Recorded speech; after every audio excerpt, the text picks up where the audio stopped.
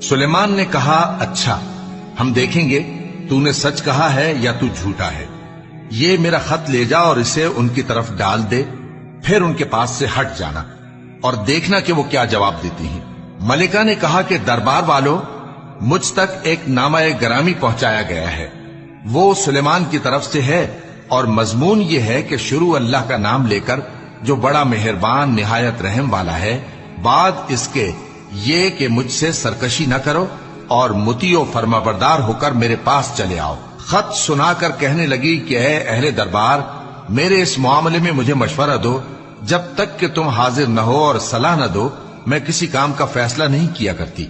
وہ بولے کہ ہم بڑے زوراور اور سخت جنگجو ہیں، اور حکم آپ کے اختیار میں ہے، تو جو حکم دیجیے گا اس کے انجام پر نظر کر لیجیے گا۔ اس نے کہا کہ بادشاہ جب کسی شہر میں داخل ہوتے ہیں تو اس کو تباہ کر دیتے ہیں اور وہاں کے عزت والوں کو ذلیل کر دیا کرتے ہیں، اور اسی طرح یہ بھی کریں گے، اور میں ان کی طرف کچھ تحفہ بھیجتی ہوں اور دیکھتی ہوں کہ قاصد کیا جواب لاتے ہیں۔ پس جب قاصد سلیمان کے پاس پہنچا تو سلیمان نے کہا، کیا تم مجھے مال سے مدد دینا چاہتے ہو؟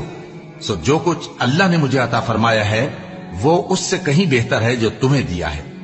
حقیقت یہ ہے کہ اپنے تحفے سے تم ہی خوش ہوتے ہوگے۔ ان کے پاس واپس جاؤ، اب ہم ان پر ایسے لشکر لے کر حملہ کریں گے جن کے مقابلے کی ان میں طاقت نہ ہوگی، اور ان کو وہاں سے بے عزت کر کے نکال دیں گے اور وہ ذلیل ہوں گے۔ سلیمان نے کہا کہ اے دربار والو، کوئی تم میں ایسا ہے کہ قبل اس کے کہ وہ لوگ فرما بردار ہو کر ہمارے پاس آئیں، ملکہ کا تخت میرے پاس لے آئے؟ جنات میں سے ایک قوی ہیکل جن نے کہا کہ قبل اس کے کہ آپ اپنی جگہ سے اٹھیں میں اس کو آپ کے پاس لا حاضر کرتا ہوں، اور مجھے اس پر قدرت بھی حاصل ہے اور امانت دار بھی ہوں۔ ایک شخص جس کو کتاب الہی کا علم تھا کہنے لگا کہ میں آپ کی آنکھ کے جھپکنے سے پہلے پہلے اسے آپ کے پاس حاضر کیے دیتا ہوں۔ جب سلیمان نے تخت کو اپنے پاس رکھا ہوا دیکھا تو کہا کہ یہ میرے پروردگار کا فضل ہے تاکہ مجھے آزمائے کہ میں شکر کرتا ہوں یا کفران نعمت کرتا ہوں، اور جو شکر کرتا ہے تو اپنے ہی فائدے کے لیے شکر کرتا ہے، اور جو ناشکری کرتا ہے تو میرا پروردگار بے نیاز ہے، کرم کرنے والا ہے۔ سلیمان نے کہا کہ ملکہ کے امتحان عقل کے لیے اس کے تخت کی صورت بدل دو، دیکھیں کہ وہ سوج رکھتی ہے یا ان لوگوں میں سے ہے جو سوج نہیں رکھتے۔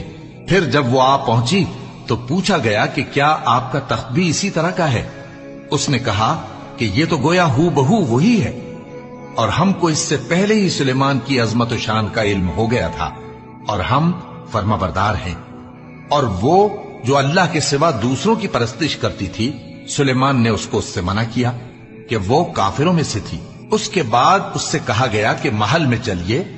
جب اس نے اس کے فرش کو دیکھا تو اسے پانی کا حوض سمجھا اور کپڑا اٹھا کر اپنی پنڈلیاں کھول دی۔ سلیمان نے کہا، یہ ایسا محل ہے جس کے نیچے بھی شیشے جڑے ہوئے ہیں۔ وہ بول اٹھی کہ پروردگار، میں اپنے آپ پر ظلم کرتی رہی تھی، اور اب میں سلیمان کے ساتھ اللہ رب العالمین پر ایمان لاتی ہوں۔